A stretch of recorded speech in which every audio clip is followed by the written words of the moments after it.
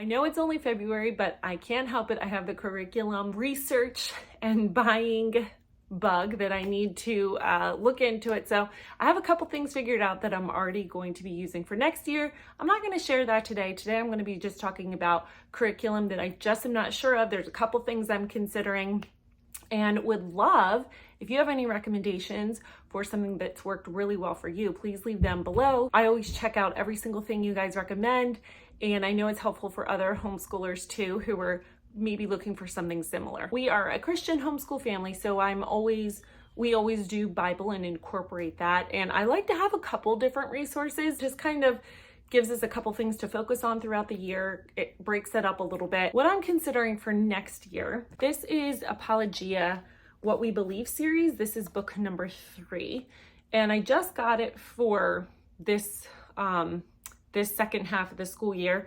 So we just started it, and but we've used the other 2 volumes. So we used volume 1, which is Who is God? It lays this strong foundation for who is God. And then book 2 is Who Am I? It lays a biblical worldview of self. And then Who is My Neighbor? So we're just getting into these. These books are really, really well done. My girls really enjoy them. We didn't do it the first half of the year, and they've been asking and asking. So I bought it, and then we are doing it the second half of the year. I'll probably do it into the summer. Now for next year, what is that looking like? I might get the 4th book, and I don't know if I'm going to use the book in this summer or just use it for next year. We do have one resource that I'm going to use that I'm just not sharing yet. I'm only talking about things that I'm considering and not sure about. So like I said, because we like to use a couple different resources, I think I might use the 4th book of this, but I'm not quite sure how that will work. I also have, and I've shared these before, and they just fell out all over the little like things that there's like little Bible verses and bookmarks and things.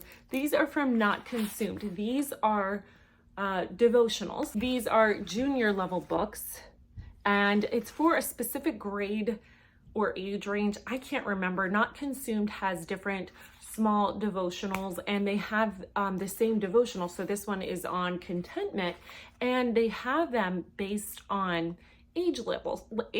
So they have like an adult, a teenage version, probably like a middle school or upper elementary, and a lower elementary version. And it's all the same lesson. It's just geared, like how you answer the questions is based on age.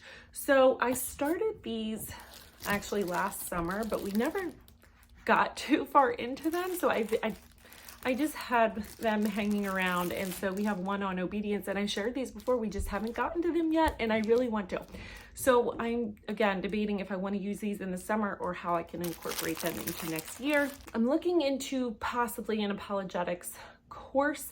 I'm not sure what that's going to look like yet. For history, we're doing world history. Since we're starting off with like the beginning of civilization, and I want to incorporate church history because the past 2 years we've been doing American history.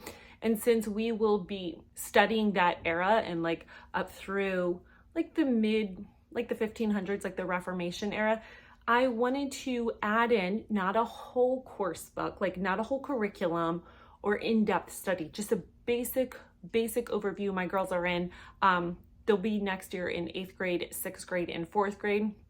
So I'm just looking for something age appropriate just to give them an idea of like, where did the church come from? Why do we have all these different religions and Catholics versus Protestants and all of that?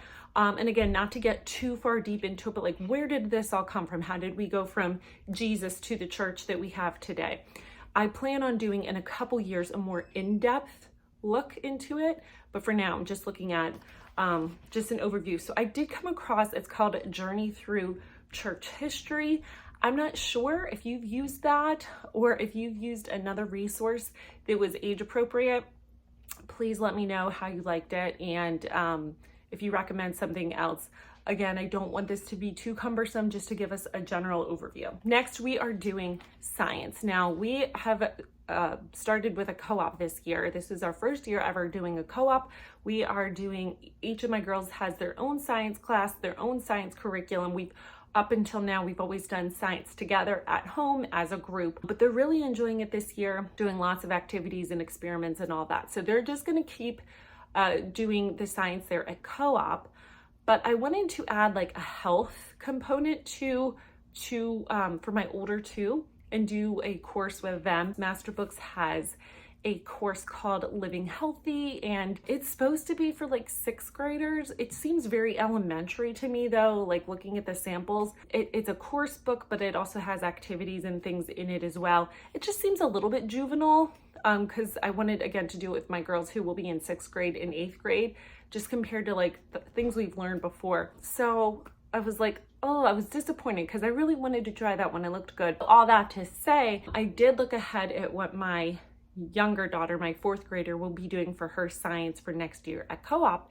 And one of the things that she'll be doing is Apologia, the exploring creation with human anatomy and physiology. Now, I actually happen to have this book already. I bought it a couple years ago because we were going to do an anatomy course and I just never ended up doing it. But this is very, very in-depth. It's going to give like an intro to anatomy and physiology, the skeletal system, muscular system, digestive system, health and nutrition, respiratory system, life in the blood, cardiovascular system, nervous and endocrine system, and the nervous system extended, your senses, integumentary system, lymphatic and immune system, growth and development. So this is not necessarily a health book, but because it is so detailed, I was like, well, let me just, since my 4th grader's already going to do it, I may as well just read it out loud and my older two can participate in this. Again, it's not a health book per se. It's more like it says anatomy and physiology. I don't know. So at this point, I might have them do that with my younger one. My younger one pretty much for sure, unless co-op changes it, she's going to be doing this one for sure, one semester of the year. My other two, I'm not sure. So if you had like a health book that you recommend, and let me say, the one from Masterbooks, it does look good. I think if my 4th grader did it or something, that would be fine. Or you could probably even use it for a 5th or 6th grader. It was just, to me, that just wasn't what I was looking for. So if you're looking for a health course, you can check out Masterbooks. Like it looks totally fine. It's just, again, not what I was kind of anticipating. So if you have a good health book recommendation that's, I don't know, I'm just looking for something a little bit different. Okay, next is writing, our writing course. With co-op this year, we are only doing science and each of my girls is doing an elective. They asked for, but the co-op does provide, it's kind of like a la carte. You can take whichever courses you want. It's not like if you're signed up for the day, you have to take everything, and which is really nice. I really like that. So next year they're like, we want to take the writing. We want, especially my oldest, she's like, I just want to do as many courses with co-op as I possibly can, except history. She likes our history. And so I was like, well, you know, that's fine. I don't love teaching writing. I will, but I don't love it. So if you guys want to do it with people, with other homeschool moms who are really passionate about writing and are highly gifted in that area, by all means, go for it. And so they want to do that. At this point, we likely will go with like I'm 99% sure we'll go with co-op's writing. But for the grammar aspect of it, because writing and grammar go hand in hand, my 5th grader, she is like, she's my one who likes to kind of switch things around. She always likes to keep things fresh and new. She's always like, I just want to try something different, even if it like is working and she likes it. She's just like, I think she just gets bored and she wants to try something new. So even though we've been doing BJU Press grammar the last 3 years, and it's fine, she's like, I want to do something new. So I have Fix It Grammar. I have these from a couple years ago with my oldest one. I have the Nose Tree, which I think is level 1, and then Town Mouse and Country Mouse, which is level 2. This is the student book. So basically what you do is you have a sentence and you are looking for 1 vocabulary word, 2 articles, 4 nouns, 2 capitals, and 1 end mark. And you are literally just fixing the sentence and then rewriting it. A lot of people love this, and it goes with IEW's writing course, writing component, which is what she would be doing. Kind of a little spoiler alert, if she does co-op next year, that's what she would be doing. But I don't know. It's thorough. My one daughter did this one year as a supplement, and it does do a really good job of like kind of taking a different approach to grammar. I will say that it's not traditional grammar workbook by any means, but I'm not so sure. Maybe it was just like the first book, and if you kind of stick with it all through the years, that it does build on top of each other. That is what I'm thinking, especially because their writing program is so well done. So I'm assuming they wouldn't just drop the ball with their grammar program, but to me, it's just like, oh, is this enough? So I told her we might consider this, but she would have to do 2 books in 1 year, because I think these are like starting at like 3rd grade and 4th grade, and she'll be in 6th grade. So I don't know if I did this, it would be, I don't know if I'd start with level 1. I might start with level 2 and do 2 and 3. I'm just not sure what I want to do yet, or I just might have her stick with BJU, or she's just like throwing me for a loop this one. I don't know. So we don't know yet quite for sure for grammar, but those are some things that I'm thinking about. Okay, and then let's talk about reading or literature. So my older 2 will be doing historical fiction that will coincide with what we're learning about in history. They prefer to do that rather than like a formal reading course or literature course. And so, but my younger one, my 3rd grader, she'll be in 4th grade next year. I'm not sure what I'm gonna do with her yet. So here's what I'm thinking. So she will likely do The Good and the Beautiful language arts. She's done it for the past like 3 or 4 years, and she just loves it. But she looked at the readers and she's like, I don't know about those. She doesn't really love the readers from The Good and the Beautiful. So I might get those. I'm not sure. I still have to talk to her a little bit, but I might do, BJU Press has readers that are really good. She did their reading program last year in 2nd grade, and she really enjoyed it. So there's 2 of these. This is reading 3B. I have both. I have 3A and 3B from when my middle daughter used this course. I think it's really good. It's just different little stories. They have all types of different like illustration. They have biblical stories in here. They have biographies. This is one on Phyllis Wheatley. So they have so many different genres. They even have plays in here. So they have, and they also have excerpts from books. So there's been several books that from using, and they also, sorry, getting off topic, they also have like nonfiction, like informational texts as well. Their reading program is fabulous. We really enjoy that. But there's been a couple excerpts from books that my girls have read in BJU Press, and they're like, we want to read the real book now because we were introduced to it through this reading program. So again, there's 3A. I have it somewhere around here. I don't know. And again, she'll be in 4th grade, but the reason I'm thinking of 3rd grade, she was a little bit offended when I mentioned this. She's like, I don't want to do 3rd grade. I want to do 4th grade, but 4th grade's book is this big, mama.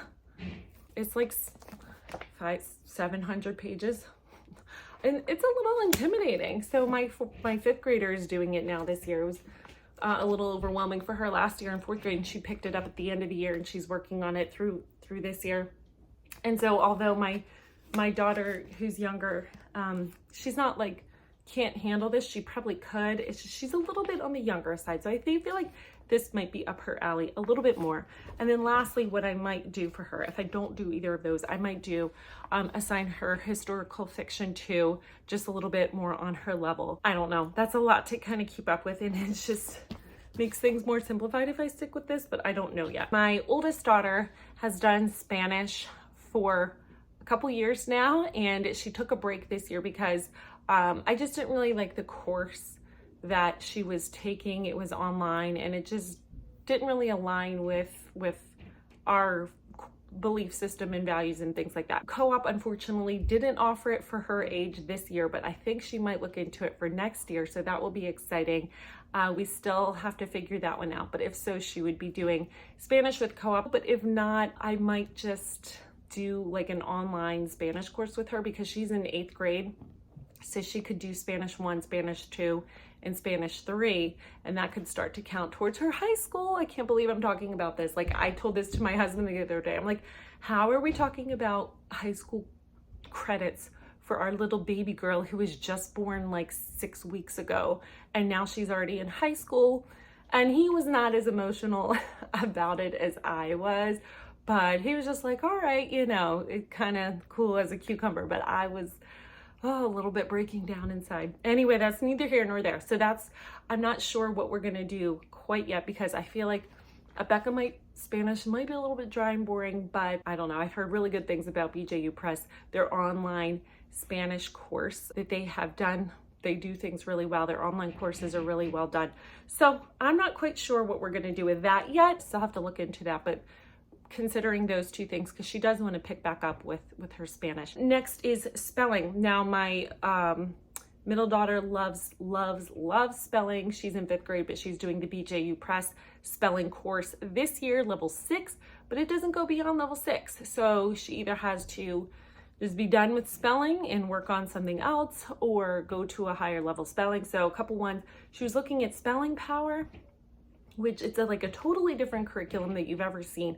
It's basically, from what I understand, my research, one main book that you have for all of your kids for all of the years, and it goes from like beginning spelling all the way through adult level, and you just basically give your child an assessment and see where they land, and then there's a certain like whole list of words, and I think they have built-in activities, but to me it seems very teacher intensive, and I like to just be like, here, this is what the book says. She's my workbook girl, loves workbooks, and loves to do the work, you know, the exercises, the spelling exercises that come with that. So I don't know. I'm like, where did you come up with this? She looked at the Christian book catalog and picked that up. I'm like, where did this come from? Either that, or Becca has a really good spelling program. I might do level 7 for her. It looks not too bad. Like, I feel like she would be okay with it. Or someone recommended from my other video the other week, building spelling skills, because they have up to like, I think 8th grade, they might go later. Those are a couple ones that we're looking at. Or she might just not do spelling at all. She's a very good speller, but it's just something that she likes to do. It's more for her fun. she enjoys spelling. So those are just a couple of ideas if you're looking for spelling. I heard Spelling Power is really good for reluctant spellers, or people with like dyslexia and stuff, which she doesn't have, but I've heard it does really well for those. So if you have someone who's not quite a strong speller, or has, you know, a little bit of difficulty, that would be one to consider. Okay, then lastly for math, my youngest daughter is in 3rd grade. She's still finishing up level 2 math. Again, we're kind of just taking our time. She's a little bit on the younger side. And so I am debating. Her sisters do teaching textbooks, which is an online math program. It's all built in. They do the instructions and all of the questions, and they grade it, and everything is online. And so she sees her sisters doing that and how like fun it looks. And so she really wants to do it. It starts in level 3. And so she would be right at that level to start. A couple years ago, when my middle daughter was going into 3rd grade, I had already bought all of her curriculum, and she was going to do the Good and the Beautiful level 3 math. And so I had already bought it, but she ended up going to a Christian school that year. So I've had it sitting around for several years now, and I could sell it, or I'm like, well, we could just do level 3. And then since I already have it, just because I'm like, I'm not ready for her to do everything independent yet. She feels like my baby. She's not my baby, but she feels like the baby because she was the baby of our family for 7 years. And then we had my youngest one. So I don't know, 4th grade is like a big jump. That's kind of like when I feel like at least how it's been for my older two, they kind of went from needing my help with every single subject to kind of being more independent. Like, that's a kind of transition year I have found. And so I don't know if I'm quite ready for that yet. So I don't know if I'm going to just do the Good and the Beautiful math with her, where I teach it and she, you know, it's hands-on as a parent, or do teaching textbooks and just have her fly off and on her own. And I know it's not that dramatic, but I don't know. So I'm still considering. I don't know which way we'll go for that. Of course, leaving it up to her, she would choose one. She would choose teaching textbooks, but we'll see. We'll see what happens. This is not all inclusive. There's a couple things. There's a lot of things that I already know we're going to do, and I didn't want to necessarily share that today. I will share that in the next coming month or two, like what we'll choose for each individual subject. But these are things that I have not made a final decision on, just some ideas I'm considering. I always like to see what other people are considering, just to get ideas. So if you found this helpful, you can give it a thumbs up. And again, if there's anything that you recommend, please leave it down below. That would be so helpful. And I will see you guys soon. Take care.